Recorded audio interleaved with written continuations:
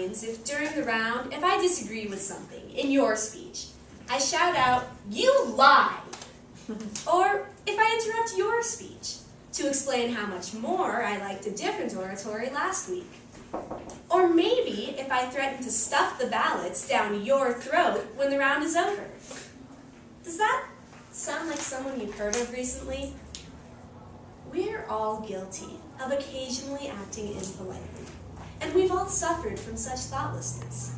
But today, this lack of manners has become a virtual pandemic. President Barack Obama, singer Taylor Swift, and the line judge who Serena Williams verbally assaulted at the US Open are three notable people who were recently subjected to boorish behavior. So let's step into President Obama's shoes as we evaluate the history of etiquette.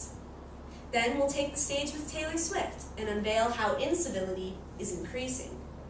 Finally, we'll call shots with the US Open line judge and try to score a solution. September 9, 2009. The U.S. House of Representatives, a place steeped in formality and ceremony, where members address one another as "my esteemed colleague." President Barack Obama is giving a nationally televised speech on healthcare. Suddenly, Representative Joe Wilson of South Carolina cries out, "You lie!" What? This isn't a sports bar, this is the cockpit of the Republic. And Representative Wilson wasn't participating in a game show, he was interrupting the president. Representative Wilson's outburst raises the question, what is civility? Webster's dictionary defines it as politeness, but that doesn't do justice to the term. To me, civility is how we should treat each other. It's what provides the backbone for personal communication. And strong communication builds strong communities. That's why two of our founding fathers, Benjamin Franklin and George Washington, wrote treatises on civility. It's why during much of the last century, Emily Post, Amy Vanderbilt, and Miss Manners wrote popular newspaper columns on the subject. And it's why presidents as different as Bill Clinton and George W. Bush gave speeches extolling civility. Much of what we consider civility was originally conceived by the French royal court over 300 years ago. Of course, not all of those customs are still in use today. For example, people used to live by the adage, "Children should be seen and not heard." Try telling that to some of my chemistry classmates. It was also considered polite to use one's knife as a toothpick at the dinner table. Come to think of it, my brother still does that. But civility has evolved beyond table manners. 160 years ago, arguments were settled through duels. 60 years ago, Jim Crow laws governed the South. And 16 years ago, South Africa still followed apartheid. All of these practices involved treating others as less than human, which, if you think of it, is the ultimate incivility. September 13th, 2009. Radio City Music Hall, a dazzling ballroom filled with celebrities in tuxedos and gowns attending MTV's Video Music Awards. Singer Taylor Swift has just won the award for Best Female Video.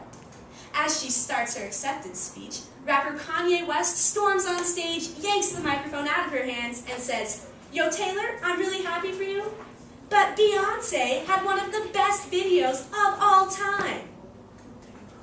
Wait, what just happened? That behavior may be acceptable in the lunchroom, but not at a formal ceremony. And the problem doesn't end with Kanye West. Reality TV is the new mecca of misbehavior, which validates misconduct for the masses. Forget the days of the Partridge Family and the Brady Bunch. Today, with shows like Big Brother, The Real World, and dare I even say it, Wife Swap, it's all about how rude, crude, and lewd you can be. Admittedly, The Real World is one of my favorite shows, but it can be shocking how the cast members treat each other.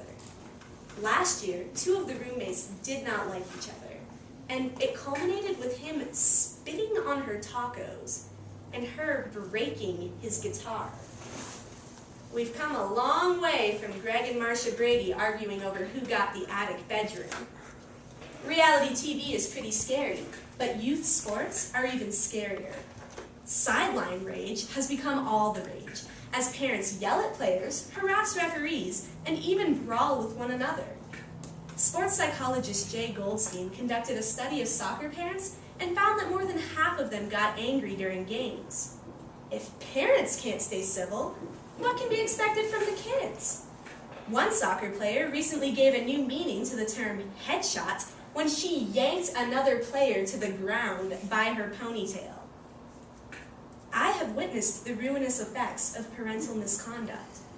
My uncle was an award-winning high school basketball coach who was driven from his profession by out-of-control parents who criticized his coaching, his honesty, and his race. What lies behind this cacophony of cretinism? Commentators point to numerous causes, from the self-esteem movement of the 80s to our current culture of celebrity. But behind these different causes lies one general theme. Everyone thinks it's all about them.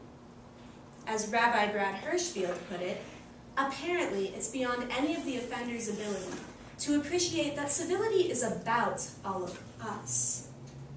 This narcissistic viewpoint comes from a heightened sense of self-importance that has infected our society in recent years. As reality TV illustrates, people will do anything to get their 15 minutes of fame, and this leads to misbehavior. Actions become habits, and soon rudeness becomes the rule. Now, there will be those who say that incivility has always been a problem. It just gets more attention today. So President Obama was called a liar by Representative Wilson. In 1856, Senator Charles Sumner was almost beaten to death on the Senate floor by a fellow senator.